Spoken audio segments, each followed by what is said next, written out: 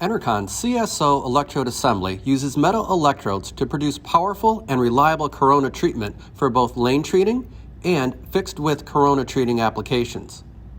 For lane treating, the industry's most popular choice is Enercon's stainless steel push-pull segments, which allow operators to set segments into treat and no-treat positions. The three-position electrode assembly has key features which ensure uptime and ease of use. An exhaust blower pulls ambient air past the electrodes and into the exhaust tube. This provides three key benefits. The quality of corona is enhanced by the airflow. Ozone, a byproduct of corona treating, is safely removed from the work area. The electrodes are cooled by the exhaust air. A viewing window on the CSO assembly allows your operators to observe the corona treatment process. The assembly may be pneumatically actuated into and out of the treat position via an electronic signal. This allows splices to pass through and to ease thread up.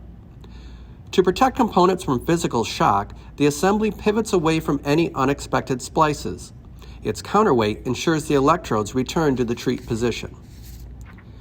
The assembly also features a time-saving and convenient clean-in-place maintenance design, which allows operators to access the inside of the assembly for routine maintenance.